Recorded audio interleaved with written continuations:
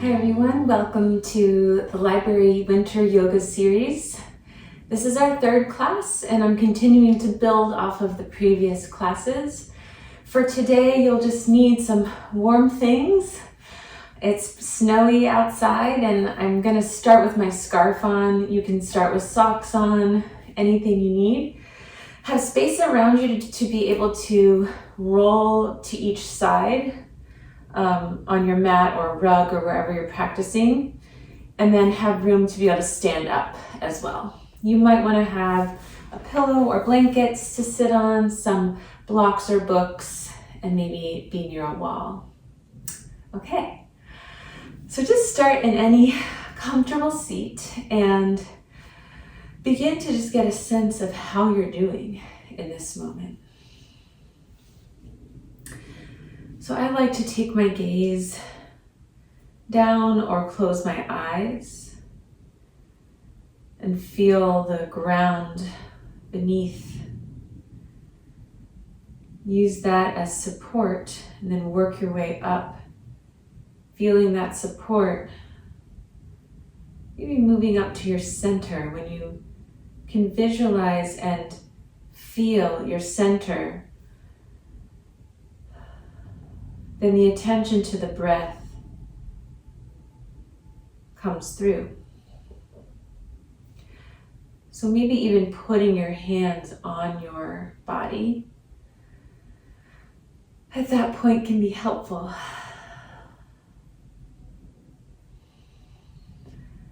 Taking some deep breaths through the nose or the mouth, any way that feels the most nurturing.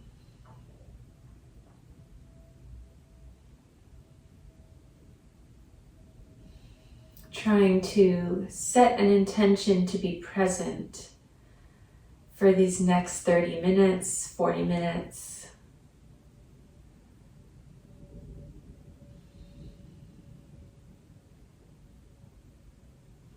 And then when you're ready, the arms might lift out to the side, so you can reach out and let your fingertips reach as far out to the sides as you can, so that both right and left side of the body can feel that same amount of reach and check-in.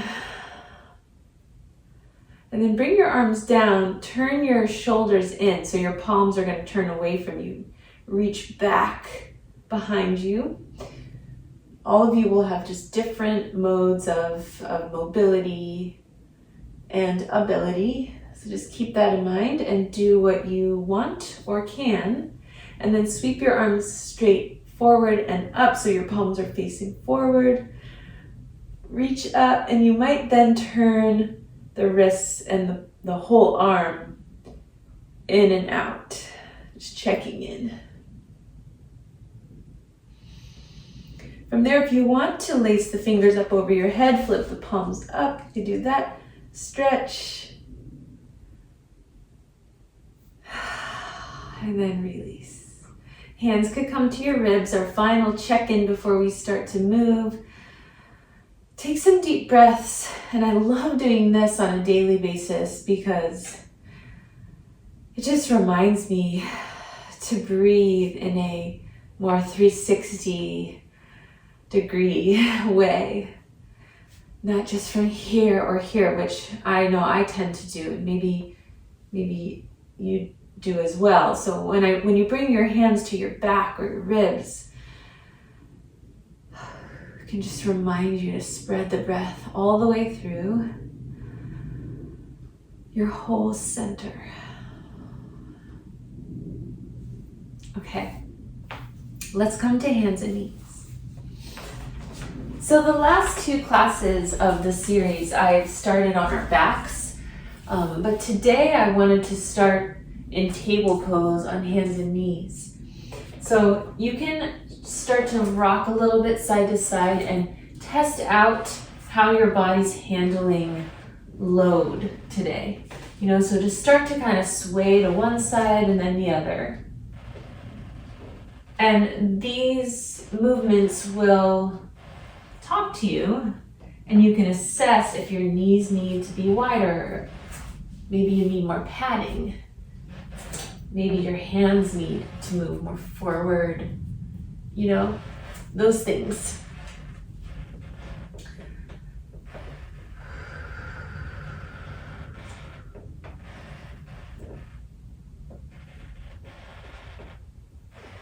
Okay, then I'm going to suggest taking left leg straight back behind you. Curl the toes under into the mat. So if you're wearing socks, it might be harder to, get your toes to stick. Just something to think about. And you're going to keep your right hand down to the ground, left foot down to the ground, and open the left arm up into the air. So if you want as well, you could take circles here.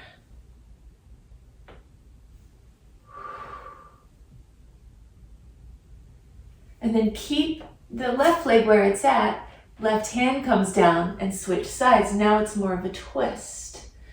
You get to open through the right side of your trunk, your ribs. And again, if you want to take circles with the right arm, that could be interesting to feel. And then come back to center with knees and hands. So now press down into the ground, round your back, drop your chin, take a breath, and then release with the next breath the other way. So do this a few times for your cat-cow spinal movement.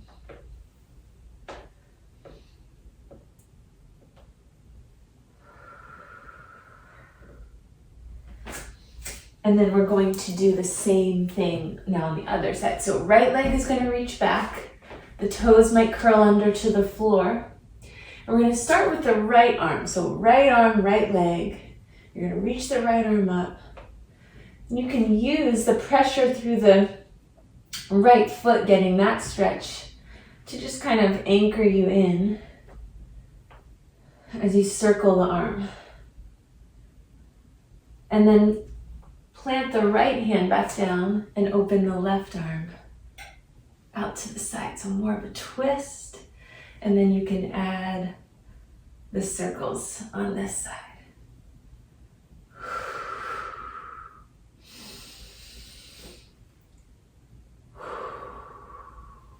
Come back to center. And again, you can take your cat-cows, but I'm going to switch the way my hands are positioned and turn the fingers away from me until they turn inward, just to get a different stretch and action on my forearms and wrists. You can decide if you want to do that.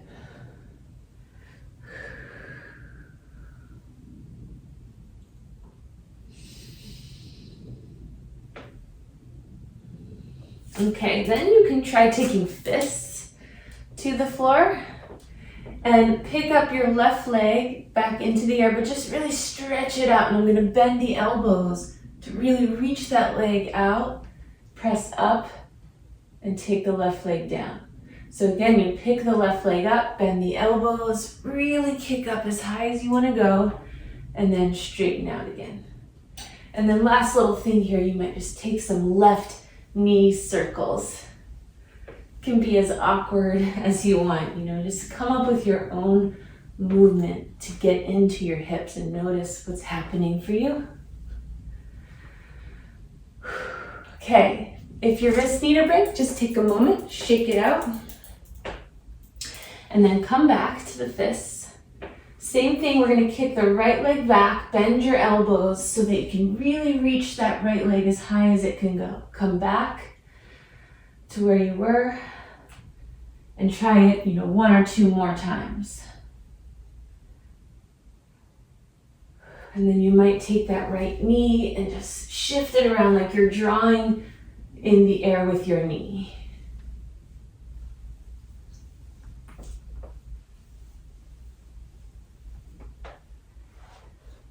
All right, and then stand up on your knees, shake your wrists out. One thing one of my teachers does regularly lately is lace the fingers, keep the elbows and forearms together, and just circle the wrists like that.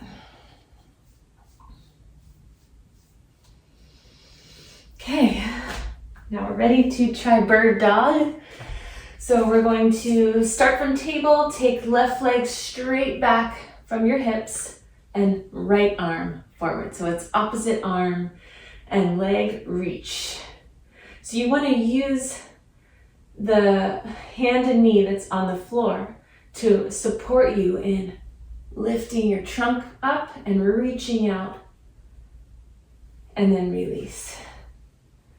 Good, go to the other side, right leg back, left arm forward. Press down into your hand and knee that's on the ground, again, to help you reach with the same amount of energy. And then release. Okay, child's pose. Child's pose, you can sit back, hips to heels. Keep your knees on a pillow or blanket, and then just fold forward so that your stomach, your ribs, your chest comes forward over your thighs. That's one way to try it. Arms could come back behind you. Head could be on a block or something. Arms could be out in front of you. Another way would be to take your knees out wider so that you have this space between the legs to let your trunk come forward and rest. So that does create a little bit more of spinal extension. So it's a bit of a back bend for some people. And that could feel good on the hips, could feel good on the back. Again, it just depends on your body in this moment. And then a third option that I like to point out would be if your knees and hips can't quite feel great in that sinking back position, then you can keep your hips up in the air and just lean forward onto your elbows. And then it's as far as you want to keep walking the elbows forward and reaching your hips back and figuring out where you might be able to just get a sense of calm, grounding, recentering.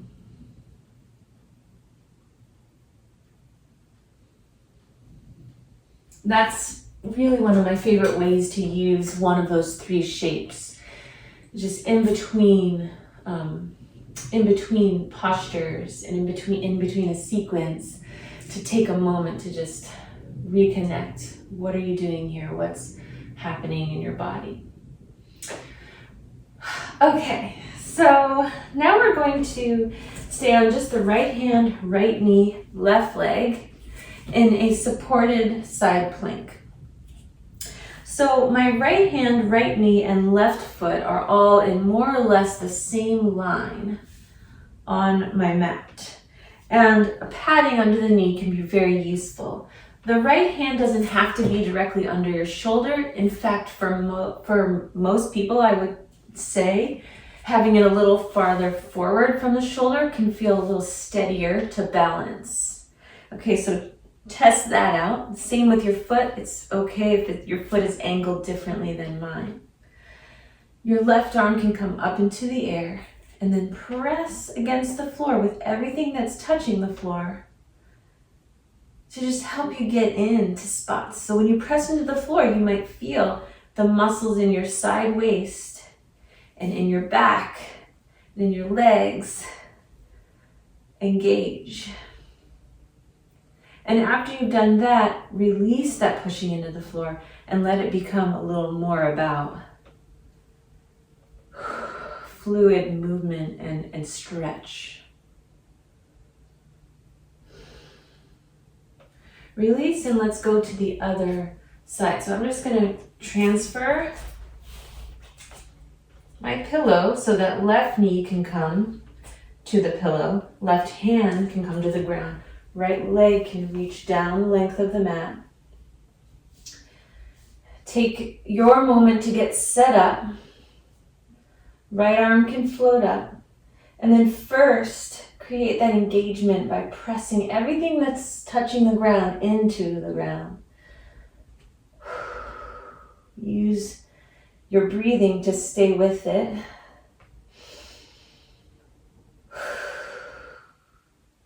And then just relax that and get a little more loose and stretch in the same shape.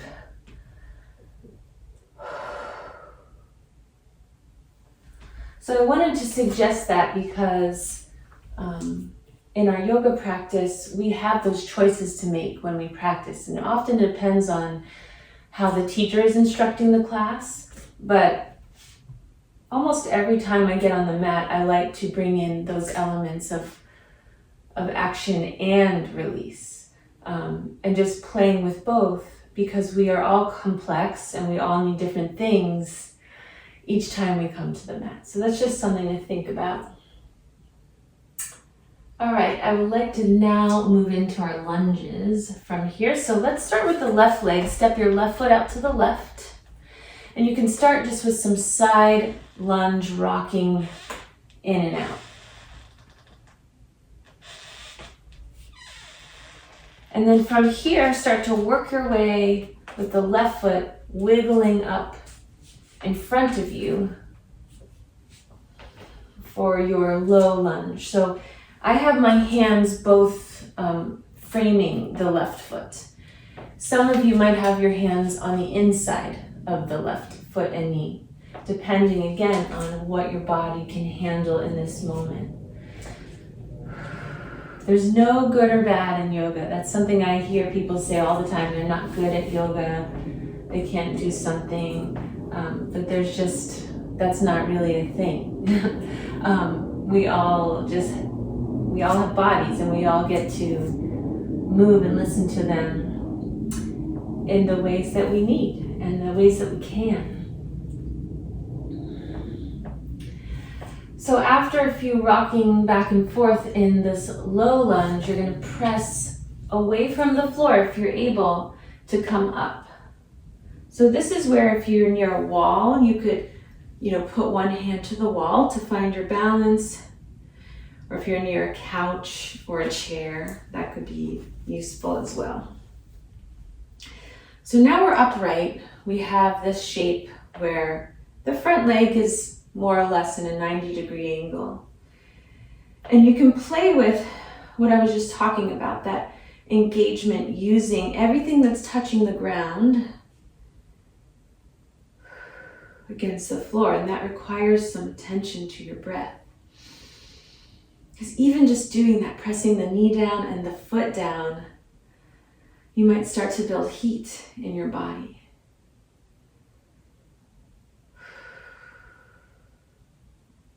And then relax. And when you relax, you can move a little bit. So let your hips shift around. In the previous class to this, I had the suggestion of bringing some cat-cow into your low lunge. So opening the arms, coming a bit forward, and opening to a back bend. But then when you come back to that 90-degree angle, you can intentionally try to tilt your pelvis the other way and see if you can round your back like you would in cat pose. And they both ways could tell you a lot about where your holding patterns are. All right. So now from here, I'm going to suggest that we bring the hands back to the ground, and I'm going to use a block under my right hand. So if you have something that you could put your right hand on that brings you a little higher up off the ground, that could be useful. And then the right toes curl under to lift the right knee up. So just take a moment to see if that's a possibility. From here, twisting open to the left. Breathing how you'd like. Maybe taking those same arm circles that we did earlier.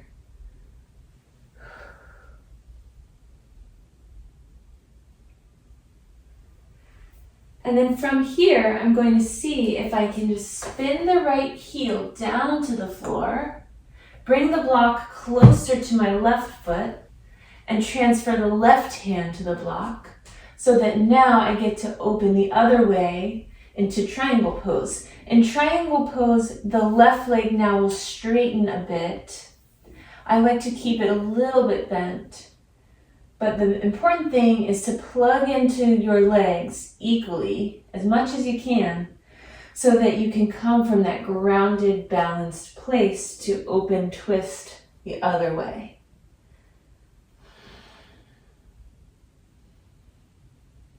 Try to relax the face if you can. Your neck might move. You might come up to your fingertips on that left hand.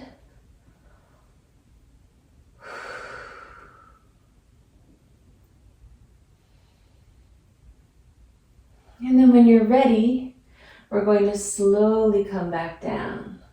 So the back right foot, as you bring your right hand to the block or the floor, you're going to bring the toes back to the floor, curl them under, drop your knee down, wiggle the left foot out to the side, and release. Child's pose, or any version of child's pose.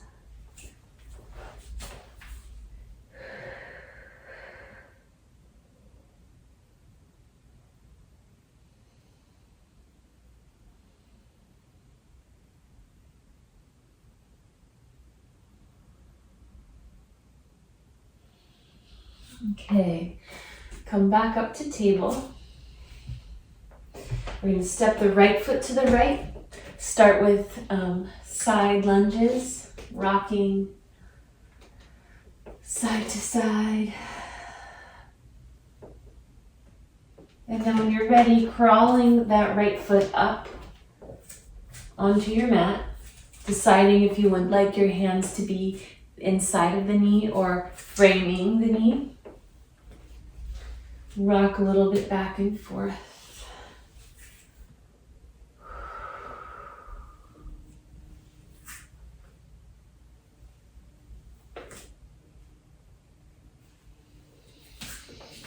And then take a moment to see if you can come upright within this low lunge. Okay, so we're just going to find the engagement first. Pressing actively down through the left knee, pressing actively down through the right foot. Hands could be at your center. Staying mindful of where you're expending energy, how you're breathing, and what's coming up.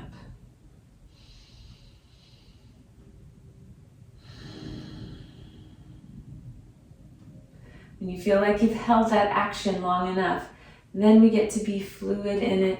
Open the arms, lift your chest forward, and then tilt the pelvis the other way, round your back, and reach.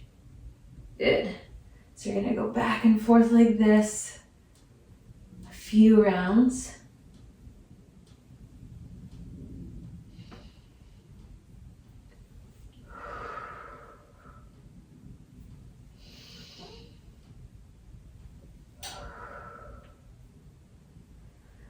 Okay, then we're going to take the hands back to the floor. Left hand can come to a block or a prop. Left toes are going to start to curl to the floor to help you pick up the left knee. So it might take a few bounces or hopping until you figure out where you feel steady. Then twist open to the right. And the arm circles can come in on this side.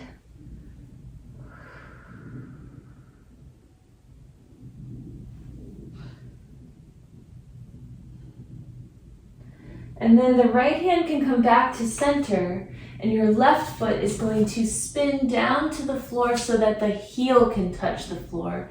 The block can come right up against your ankle or your knee. Sorry, not your knee, your ankle or your foot. And your right hand can stay on the block. So now we're twisting open the other way for triangle pose. But you want to press through both feet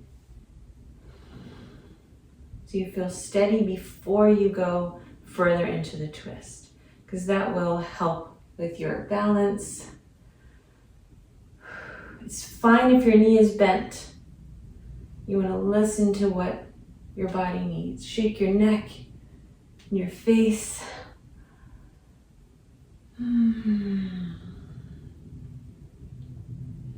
Let's open here for maybe one more full breath.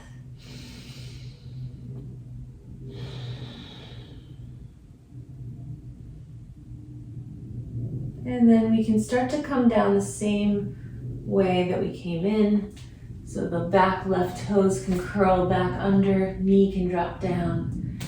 Crawl your right foot to the right and rest. So here you can come back to child's pose, but the next thing I'm going to have us do is come to a prone position on your stomach. So if you want to start to make your way there, I'm going to keep the pillow for right underneath the pelvis. So obviously if you have anything that prevents you from coming down to your stomach, you can come back to table and try there, or you could even come to seated and just try to add in some of the movements to your best creativity and knowledge. Okay, so this is Sphinx pose. Elbows to the ground, palms to the ground, about as wide as your shoulders, and more or less right under your shoulders. So you don't want your elbows way back here. You'll dump forward. You also don't want your elbows way out here, because then you'll slump forward and it'll be more of a back bend from your low back. So instead, try to get yourself set up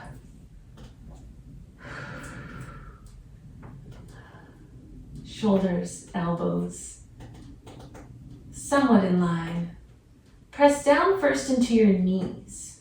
So see what that feels like in your back pelvis, where your pelvis meets the spine, your sacrum.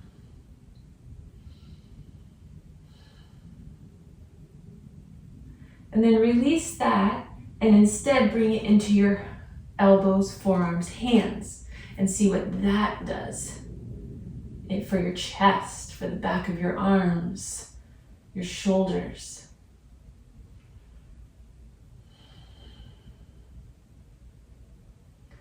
Good, then relax and wiggle the shoulders a little bit. And then see if you can add both together. Press down into feet, knees, elbows, hands.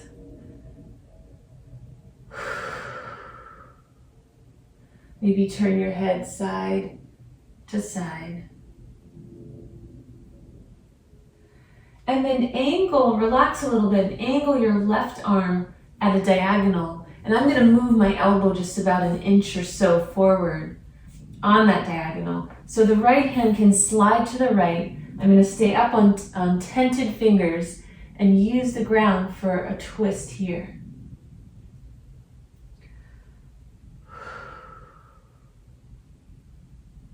Good, then come back down, switch sides, right elbow and forearm comes to an angle, and you can kind of wiggle it around till you feel comfortable. Left fingertips come to the floor. Use the floor to help you twist open to the left.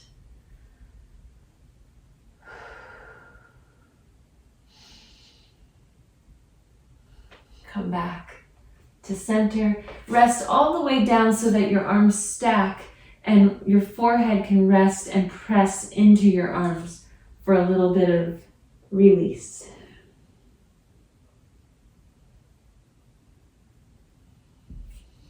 And here you might even bend your knees and let the legs sway side to side.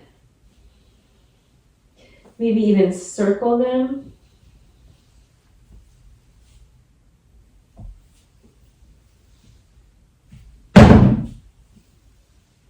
And maybe even kick the legs just up and down.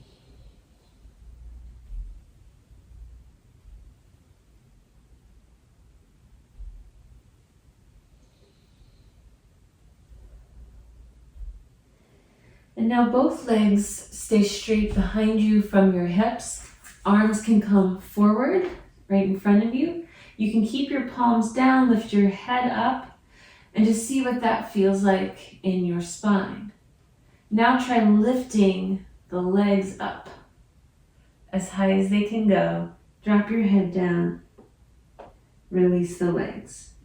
Now keep your feet, your legs anchored as much as you can and lift your arms up. And you can turn the palms so they face each other. And see how that feels. Okay, rest your head. And you can either repeat that again or try to lift both ends at the same time.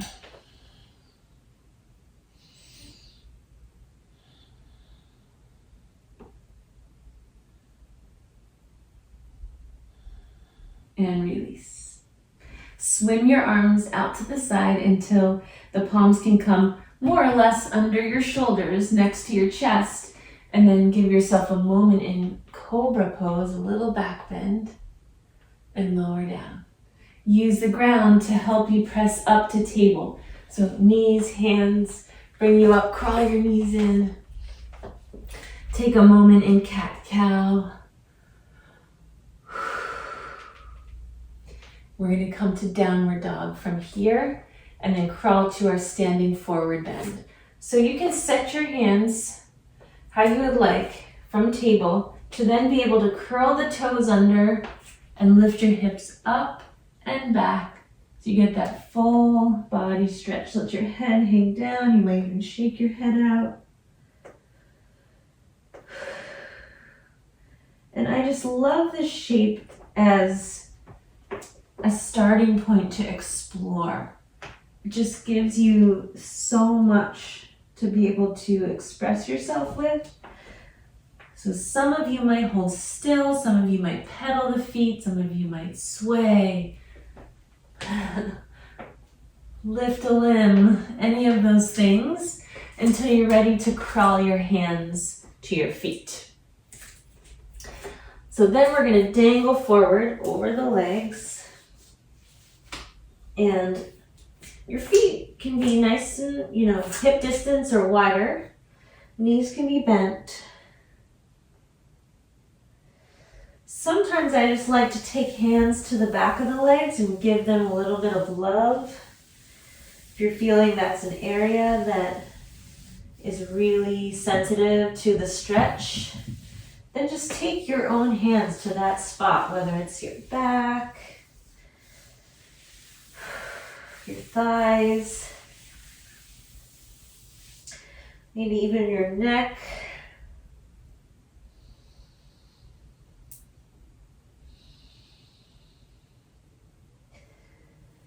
And you can also use the wall too and put your backside up against a wall if you need that support. Bring your hands to the floor. Press your feet to the floor. Again, use the floor for support to help you roll back up to stand nice and slow.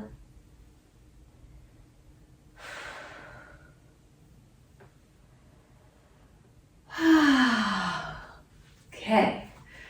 Now, we're going to step to the top of the mat. So I'm going to kick this pillow off to the side. And I'm going to take you through a sun salutation very slowly, the way that I like to move through them most days. So your feet are about hip distance apart. You can take a moment to bend your knees and notice the load into your feet. Find your mountain pose. Arms by your side, standing tall.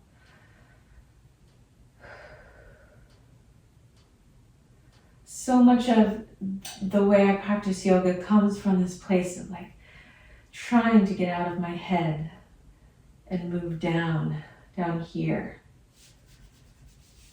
Here and here, the feeling places, okay? Sweep your arms up and then fold forward. Slowly fold so that your hands can touch the floor. So bend your knees enough that you can do that. And then just step your legs back to downward dog first. So that gives you this chance to stretch out and get connected. Find your breath. And then come forward to your plank pose. Reconnect. Decide if you're going to use your knees to come to the ground or if you're going to lower and hover and hold. Anything can happen here. So you want to be very mindful of how you're doing it. I'm going to come all the way to the ground for my back bend. Release the toes, press down into the pelvis, the hands, the feet. Lift slowly to your cobra. Lower back down. And then again, use the ground to help you press back up to down dog. And instead of taking your feet forward, you can crawl the hands to the feet. Back to your forward fold. That way, if your wrists need a break, press the back of your hands into the floor. Or maybe again, give your body some love. And then press against the floor to help you come rolling back up. Then step forward.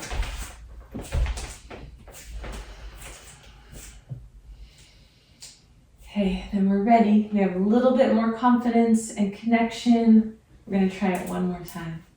Breathe in, arms coming up. Breathe out, folding forward. Take your time now. Instead of now moving breath to breath, pose to pose, it can be slower and more connected. Take your time to get to down dog, plank, lower,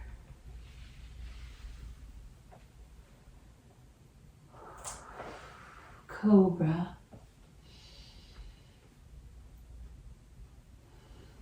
lower, back to down dog,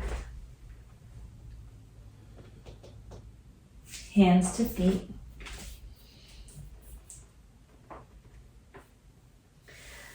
Take your moment.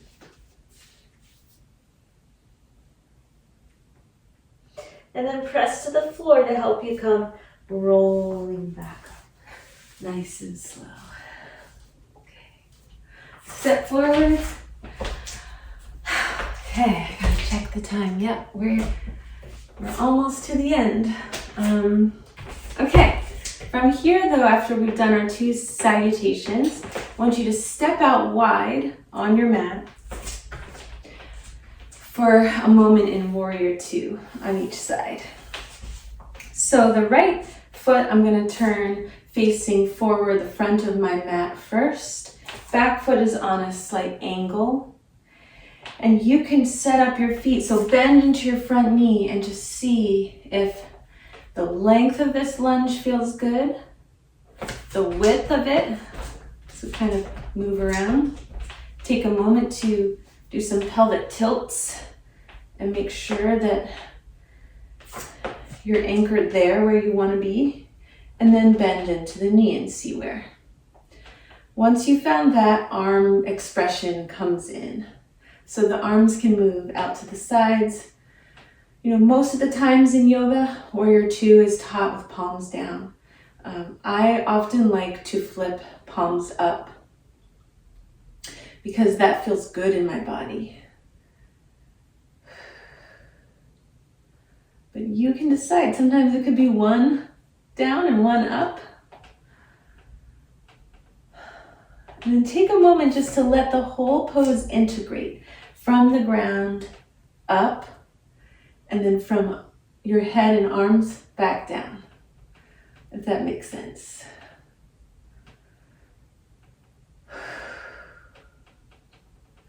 So now straighten the front leg, hands to your hips. Instead of switching the legs, I'm just going to have you swivel so the right toes point in. Take a moment to come forward in your wide leg fold.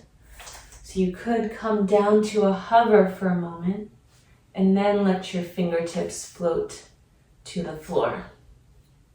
I'm going to suggest on this first one just to keep the arms straight and reach out through the top of the head so you get that lengthening for the neck, spine, hamstrings.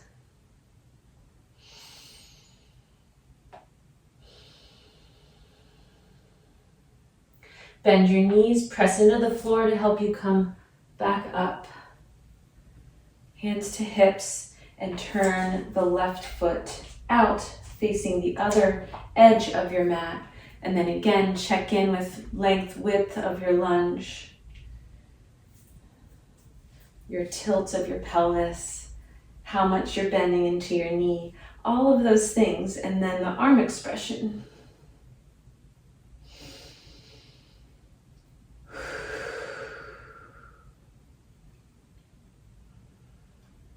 See if you can integrate from the ground up.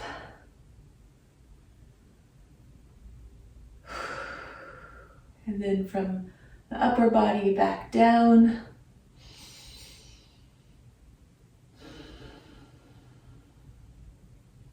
And then straighten that front leg, hands to hips, turn the left foot forward. And we're going to take forward fold one more time. So bend your knees to help you come down, bring your fingertips to the floor. And then this time it could be, you might welcome a little more of a release, a surrender. So your head hangs down, you can shake out.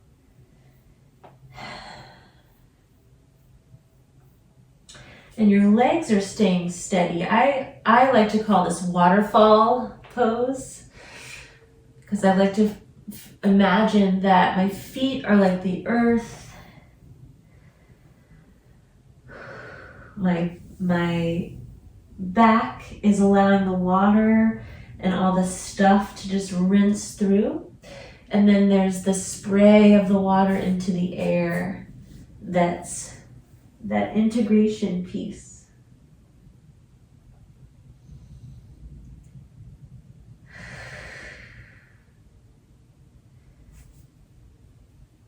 All right. Now I'm going to walk my hands forward so that I can come down to the knees from here. Come to the seat and then lay down. If you want to start to grab your socks or your blankets that you have around, you could do that. I'm going to lie down.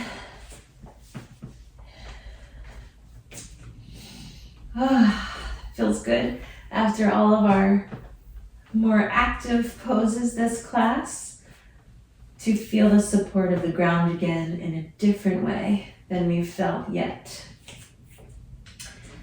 So bring your knees upright and your feet off the floor and then extend the legs up into the air. Take a moment just to move your ankles in different ways.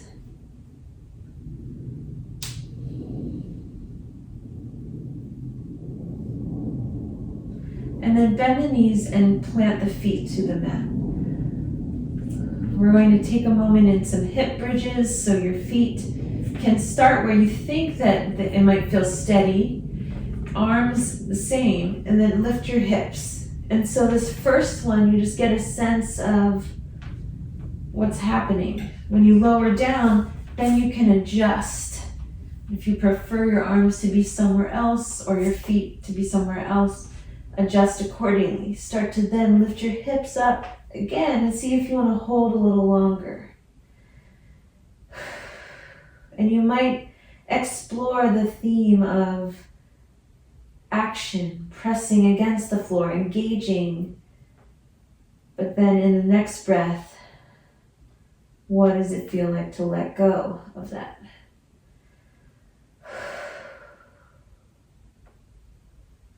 And then lower down. When you lower, the knees can sway side to side. And some of you might be done. No more hip bridges. If you want to try again, go ahead, press into your feet, lift your hips. Or any other shape within the shape that might feel interesting.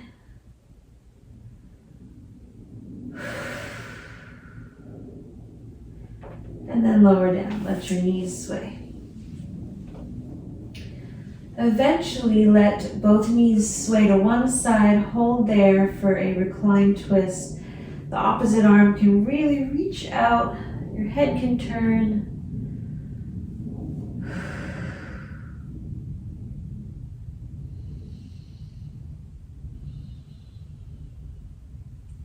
Come back to center, switch sides, knees drop. Reach opposite arm.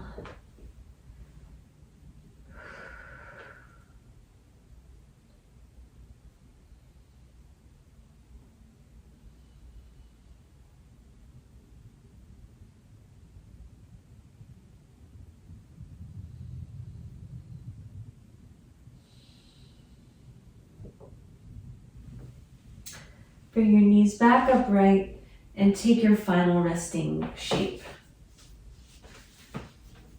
So if you've never done a resting position at the end of a yoga or movement practice before, really anything goes where it feels like you can let yourself be. So for some people that's lying on your back. For other people, it's rolling back to your stomach. Or if you're near, again, a wall, a couch, a chair, you could always put your legs up on something.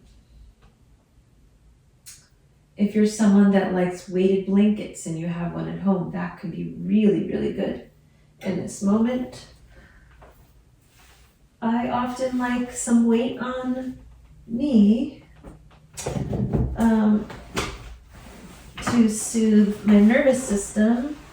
And so if you have a bolster like this, you could bring it on to you. Or if you have a more firm pillow, and you could just kind of give it a hug while you rest.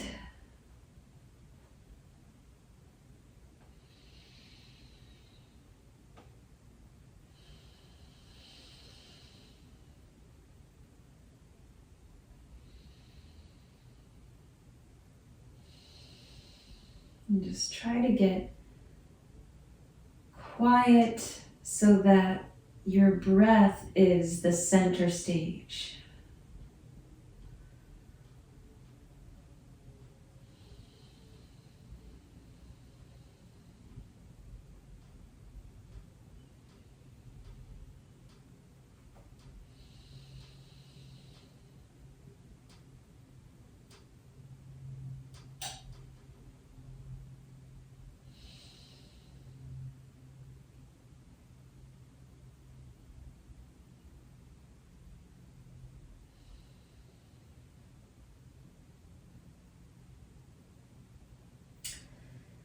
While you're resting here, it's also a chance to integrate the whole practice.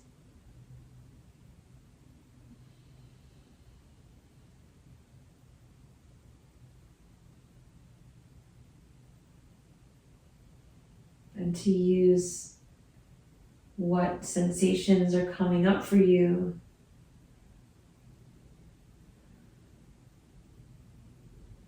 just as a learning guide. So if you do a body scan from your feet to your head, take note if there's a certain spot that either feels like it had a release or the opposite, if it feels tense.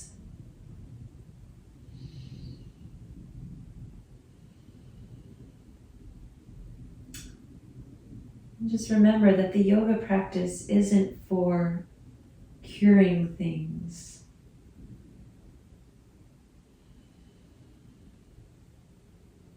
It's to learn more about yourself as an observational tool.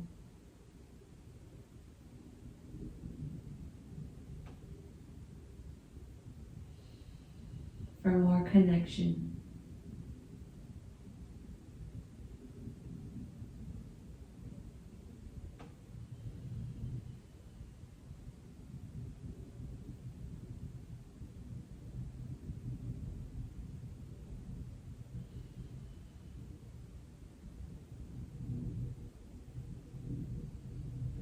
So I could stay here so much longer, and I want to encourage you to do so. That even when this video turns off, if you need to stay resting,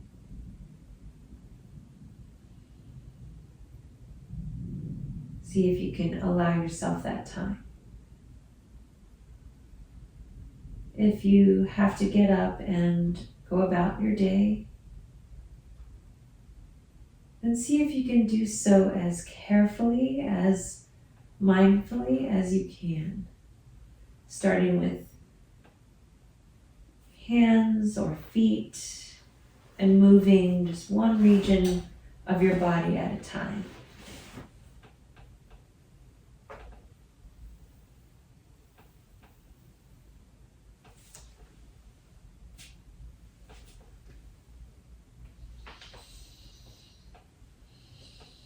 Eventually rolling over to one side so you can come up with some care. And then just close your practice by thanking yourself.